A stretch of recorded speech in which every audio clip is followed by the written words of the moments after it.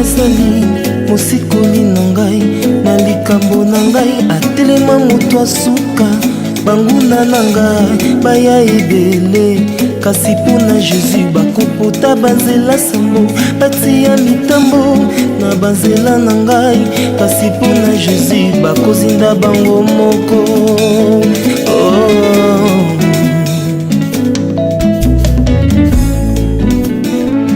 mpona Yesu yo nakoma intouchable soki osimbi ngai osimbi liso na Nzambe akotelaka nga na bitumba na nga nakanga maboko nazelaka kaka elonga bututu moi nga nabanga te mokili na ntango asala nga elembo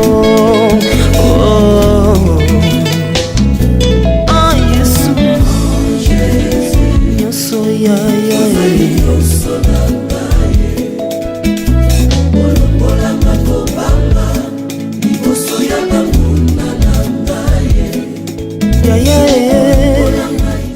Bana Nzambe bandeko balandi ya Kimberly Eco TV étude biblique mbote na biso nazane esengo mingi tant nakutanaka na bino à travers émission na biso oyo émission lelo eza malamu mingi pamba te nazobenga ngo lisolo ya Rabi Mavinga wapi na sola na bino bamso ba mwa neti nazoteya bamso ba mwa neti partager ça dépend zwaka nengo zeli yango za na likambo te pamba te awa na Kimberly Eco TV tobaki awa ezande makambo ya Nzambe bon Nzambe toujours koluka biso na polémique te koluka to na ya finga ki bona ya sa ibwete lelo to beta lisolo eza na Bible Jacques chapitre 1er verset 27 kuna ba loba na biso nini la religion pure sans tache d'évadier notre Père consiste à visiter les orphelins et les veuves dans leurs afflictions.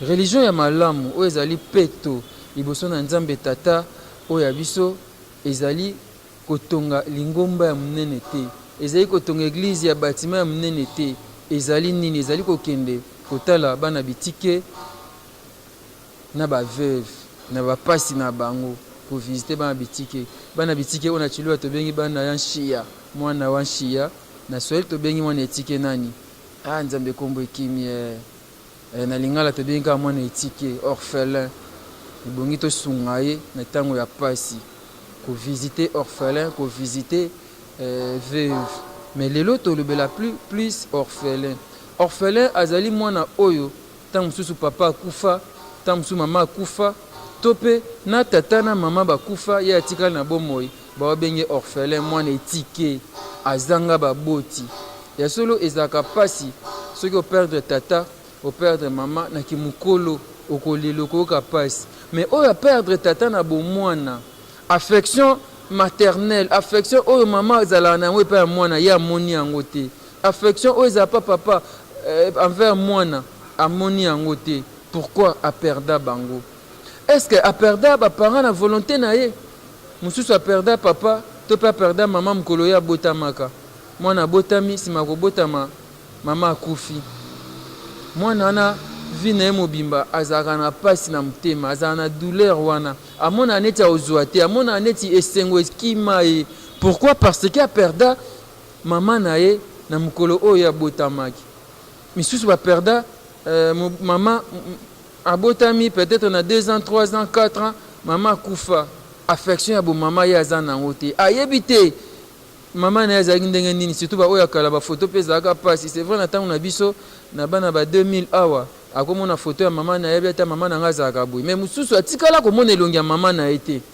mama kufa atikala orpheline de mère atikala orphelin de mère topé orphelin de père pasi na motema ya solo biso ba otokoli na baboti oyoka papa zo benga yo papa yeko zo na classe papa zo sakana yo si papa zo na besoin cadeau elo pe moi cadeau na Noël asali pe moi cadeau na école ba bengi ba parents papa ya signer bulletin jour à programmation memi au pas memi on a supermarché ton na boutique na McDo a sepelisa bana na ye yango ba parents o boza envie ce qui possibilité ya kosala yango ko sepelisa bana bine ezali bo sepelisa bango oya nga mama Monique aisanga birabi nga mama bukufara na za mwa mke neke mingi pe bazo se retrouver na kawana kasi Makomi et lobi na biso religion pure sans tâche devant Dieu consiste à visiter les orphelins et les veuves. Yaya, place ni au pesa orphelin na vie nao. Est-ce que l'orphelin a une place dans ta vie? Est-ce que au Kanisaka, vous pensez aussi un jour faire un geste d'amour, soutenir les orphelins? C'est pas moi qui le dis, c'est la Bible qui nous le dit. Jacques chapitre 1er verset 27. Fais le livre, fais lire. Partout où vous êtes, font la Bible, Jacques chapitre 1er verset 27. On a comme genre de récitation. La religion pure sans tâche devant Dieu, notre Père, consiste à visiter les orphelins, les veuves, dans leurs afflictions. Tamsuyo po botama, tu te dis ngape nakola na mona mama na ngate, nakola orpheline, nakola orphelin. Pas si wana ya ba orphelin ba mona ga yo mona yango. Est-ce que au kanisaka pe ba orphelin bana bitike oyo misusu bazana na 3 ans, 4 ans, 5 ans. Ah non, on a 7 ans, Minerva la futa ndenge nini, akolia ndenge nini, akosombe lamba ndenge nini. O mona Noël, bonne année, moi no alati lamba esika. Moi no sepele o meme na supermarché, o meme na parc, o meme place songolo pakala po mona sakana, a sepela ki azana baboti. Mais zana mona moko aza orphelin. Mona moko aza orpheline, abotama orpheline. Asuetaka te ba parents ba kufa. Asuetaka te ya ye mama akufa. Ndeko yo mto olanda ngai. Maloba o na ebite pourquoi eyelinga na lobelango lelo ana Kimberly Eco TV. Na ebite. Je me suis dit na comprendre était dans cette émission msusu mais elo mwi matingai na mtema kena lobela nanu place orphelin na vie na yo. Cet enfant là qui n'a pas de parents, cet orphelin, il a besoin de votre soutien. Il a besoin que yo au soutenir ye, au combler vide o ya ba parents na ye. Aza besoin la telamba esika metam su yo ba no ba boaka bilamba tam su ba no ba la ta ba saka bilamba bazo boaka ana besoin lié pe de na lobaka allié moi soso allié moi poisson allié moi loso moi madeso uti pa na yo abioki et salié moi bien nzamba pamboli yo na kanisi nzema matu Samuel ne ba ko yemba te na lelaka nanga tango nyonso pona kufela tata na lelaka nanga tango nyonso pona kufela mama. Cet orphelin qui pleure, orphelin ou attendre le beau repas ne passe pas à faire un geste, ne passe pas comme ça. Cet enfant compte sur vous. Orphelin ou azo compter na yo. Ah mon papa ya ba voisin. Est-ce que papa ya voisin bi que nga papa kufa? Est-ce que maman ya ba voisin bi que nga maman na nga kufa? Mon éthique orphelin. Non c'est pas là tout la vidéo oyo. Koko de m'a proposé biso. Ezaki prédication à pasteur Jean-Paul Maeta de la foi sur les orphelins. Je pense à Rocha moi extrait bomona et intégralité nango eza na chaîne à pasteur de la foi. Bomona penenge de Goblaise Maka ayembi nzemba orphelin. Ozomona bana bitike bazolela. Bandeko ba bondela ba olela. Quelle est la place qu'un orphelin occupe dans votre vie? Est-ce que vous pensez aux orphelins? Qu'est-ce que vous faites pour cet enfant? Qu'est-ce que vous faites pour les enfants orphelins? Suivons cette prédication, suivons cette vidéo et puis on se retrouve juste après.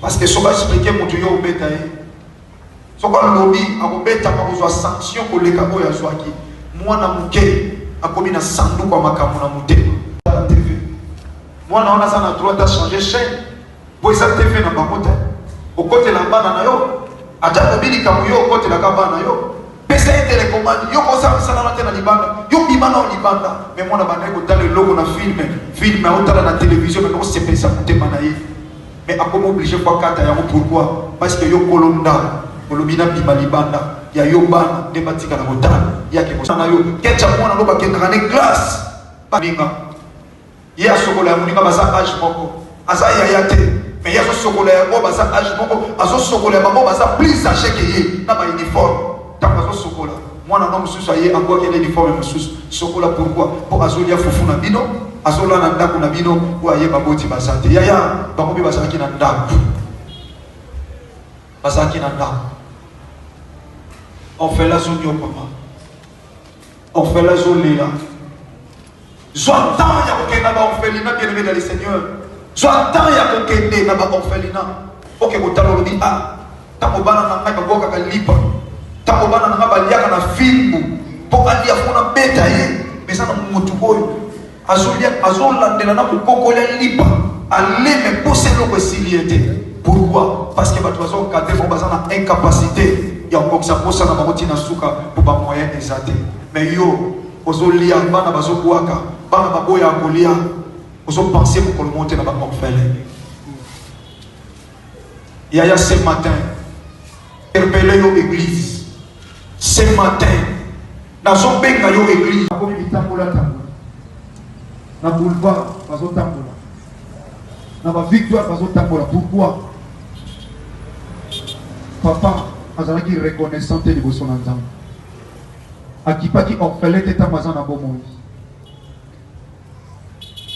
Papa diga tokelo kamisatu. Ya liboso mwana na koma orphelin so négliger orphelin. Ya mi balé mwana na osuka orphelin te azala vagabond. Azala kotambola tambola on a des preuves. Ya batomba kufa bana na bomba komo tambola mwana komi lokola passé. Mwana komi salité komi poli. Ayekola yo kila suba patute. Pourquoi? Parce que papa zate. Éducation quoi ina balaba. Ya misa ka ko manani papa. Que ces enfants soient vagabonds et qu'ils mendient. Merci. Bana no ba ko ba mandia. Bana ba ko ba mandia. Mon frère, papa, maman. Pendant que tu fais l'orphelin, bana no ba ko ba mandia. Religion pure et s'attache devant Dieu notre Père.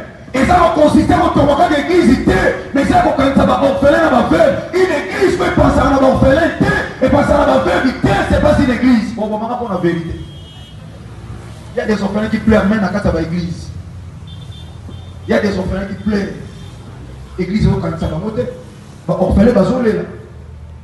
Moi, ensemble, la salle, nous n'a pas. Mais le quoi va parler, va s'arrêter. Avant, on a si mal, va tout vie à passe. L'église était dans la continent. J'ai eu le temps de partager dans les réseaux sociaux. Il faut qu'on répertorie. Les réunions sur la veuve dans l'orphelin l'église. Il faut qu'on souffre pas tous les orphelins, mais les orphelins qui souffrent au Lucabamo l'église. Parce que c'est un défaut de l'église. Il y a un soutenir l'orphelin dans la veuve. Une église est soutenir l'orphelin. Une église est soutenir l'orphelin. Puis je te rappelle, ce n'est pas une église. Si on va s'arrêter par condamner, je dis la vérité.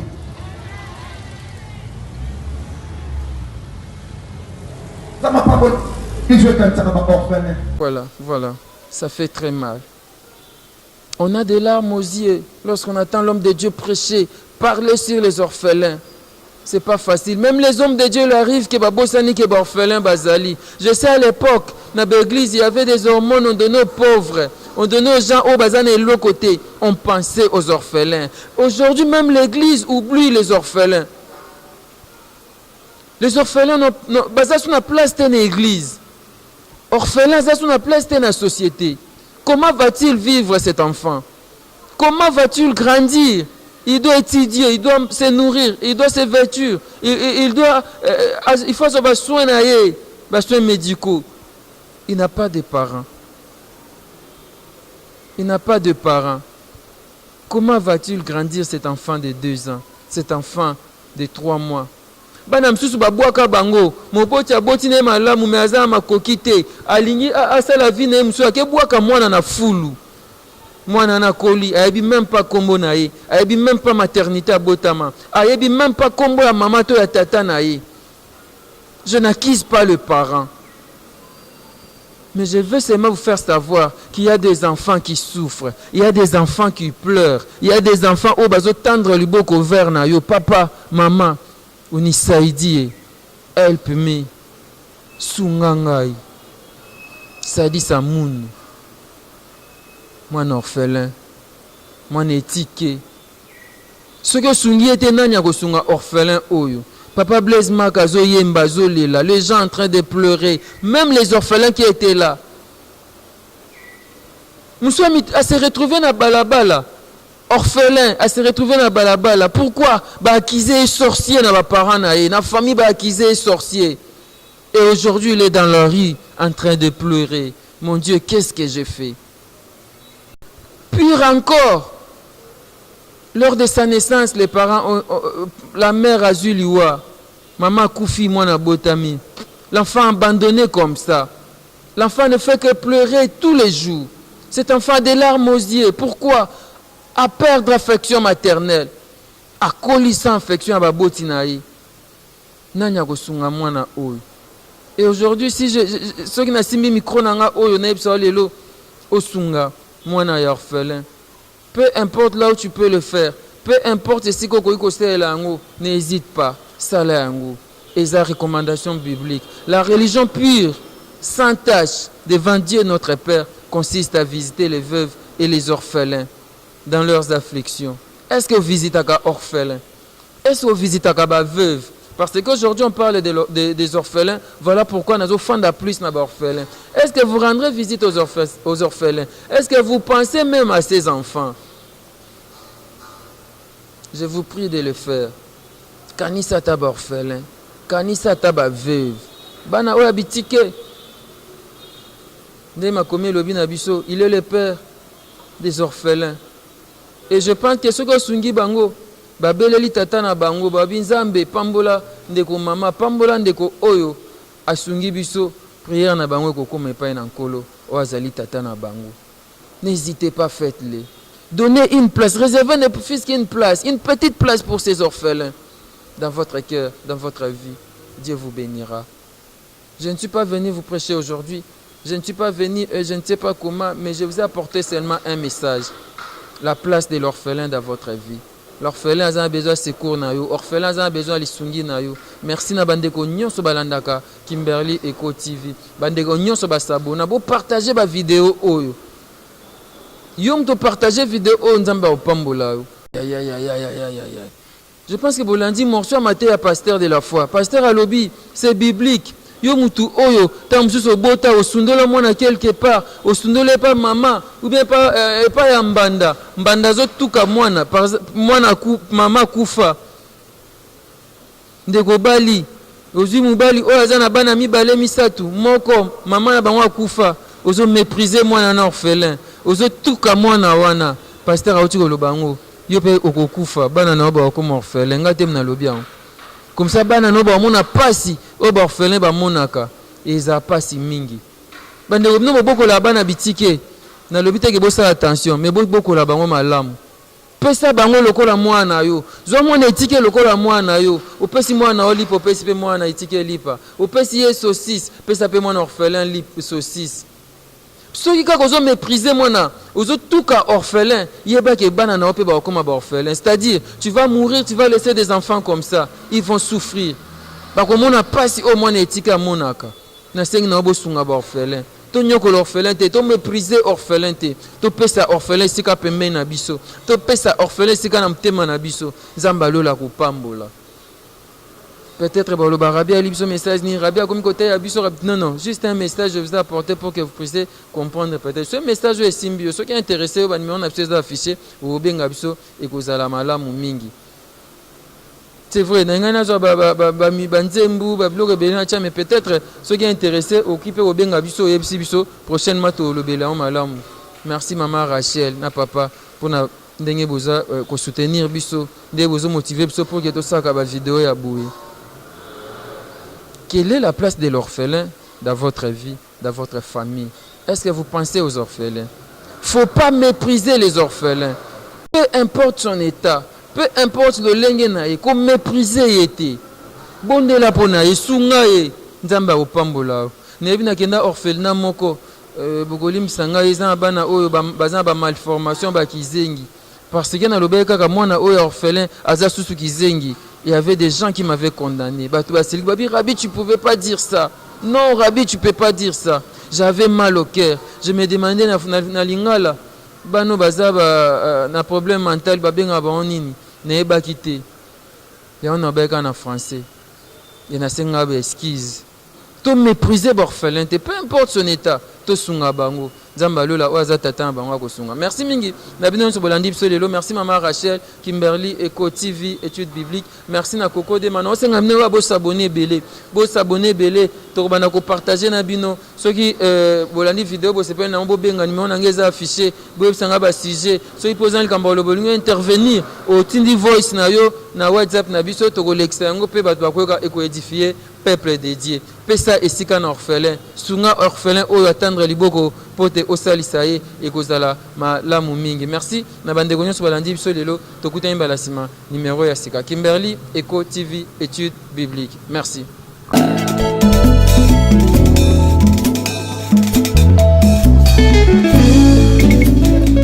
nayebi asali mosikoli na ngai na likambo na ngai atelema moto asuka banguna na ngai baya ebele kasi mpona Jésus bakopota banzela sambo batia mitambo na banzela na ngai kasi mpona Jésus bakozinda bango moko